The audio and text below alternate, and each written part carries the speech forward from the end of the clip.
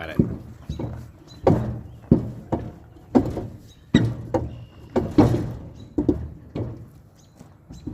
Oh, and there it goes. Take all the tires off. We're gonna have a video of us loading this thing and scrapping it. So check out for more content.